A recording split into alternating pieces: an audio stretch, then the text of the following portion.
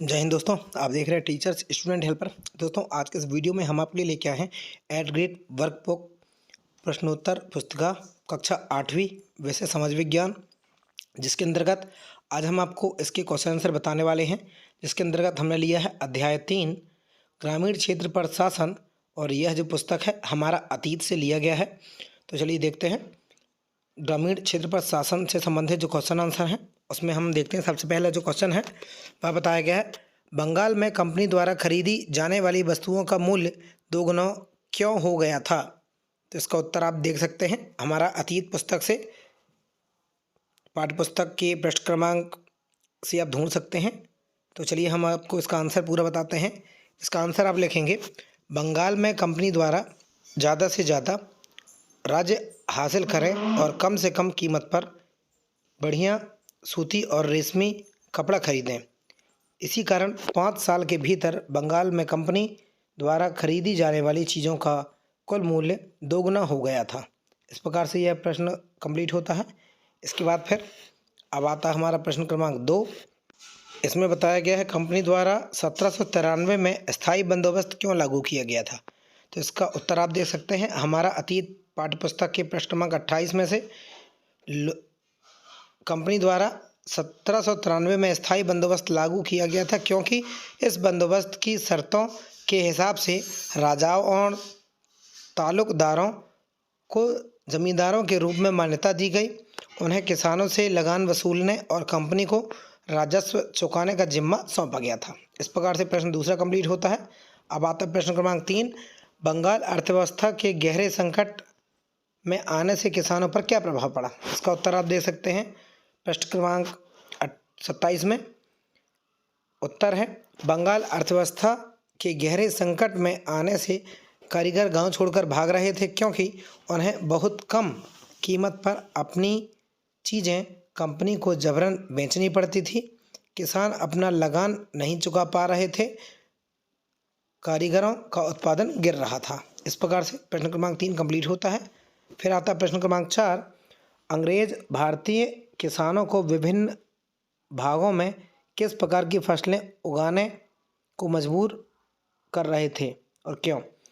इसका उत्तर है, अंग्रेज में देश के विभिन्न भागों में किसी न किसी फसल के लिए किसानों को मजबूर करते रहे। बंगाल में पटसन, असम में चाय, संयुक्त प्रांत में गन्ना, पंजाब में गेहूं, महाराष्ट्र व पंजाब में कपास, मद्रास में चावल। इस प्रकार से इसका उत्तर हो जाएगा। अब आता है प्रश्न क्रमांक 5, नील तथा वोड के पौधों में अंतर बताइए। तो इसका उत्तर आप देख लेंगे पृष्ठ क्रमांक 31 से। इसका उत्तर है, नील का पौधा मुख्य रूप से उष्णकटिबंधीय इलाकों में ही उगता है, जबकि वोड पौधा शीतोष्ण क्षेत्र में उगता था। नील का पौधा कपड़े की रंगाई के लिए इस्तेमाल होता है। इस प्रकार से दोनों पौधों में अंतर हो गया। अब आता है प्रश्न क्रमांक 6, नील की खेती के मुख्य 2 तरीके कौन से थे। तो इसका उत्तर हो जाएगा, नील की खेती के मुख्य 2 तरीके थे, निज और रैयती। निज खेती की व्यवस्था में बागान मालिक खुद आपसी ज़मीन में नील का उत्पादन करते थे या वह ज़मीन खरीद लेते थे या दूसरे ज़मींदारों से भाड़े पर ले लेते थे और मज़दूरों को काम पर लगाकर नील की खेती करवाते थे। तो इस प्रकार से अपना 6वां क्वेश्चन कंप्लीट हो गया। अब आता हमारा 7वां क्वेश्चन, नील के व्यापार बढ़ाने के लिए अफसर और व्यावसायिक एजेंट किस प्रकार कार्य करेंगे। इसका उत्तर आपको मिलेगा पृष्ठ क्रमांक 32 में। तो इसका उत्तर हो जाएगा, जैसे जैसे नील का व्यापार फैला, कंपनी के अफसर और व्यावसायिक एजेंट नील के उत्पादन में पैसा लगाने लगे।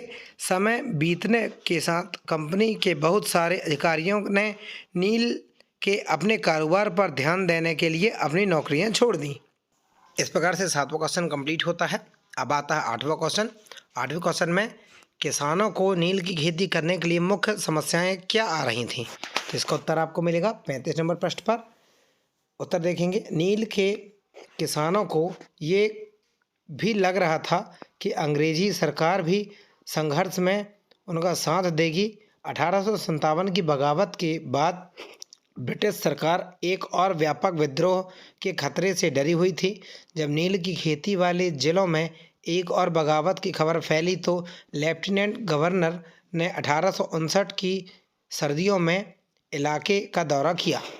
इस प्रकार से प्रश्न क्रमांक 8 कंप्लीट हो गया। अब आता है प्रश्न क्रमांक 9।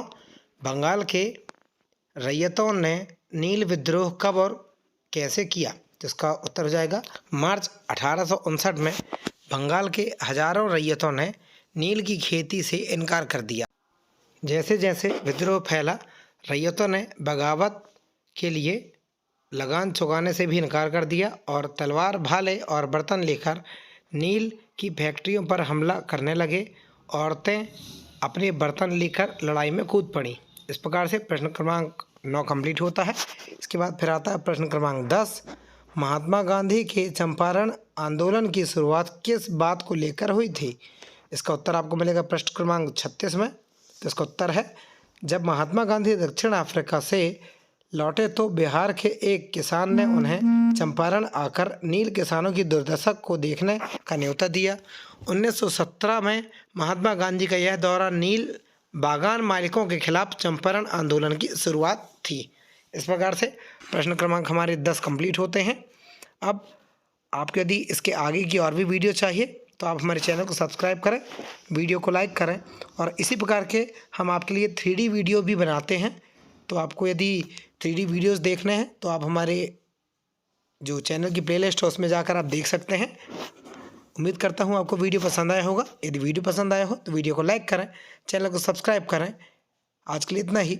जय हिंद, जय भारत।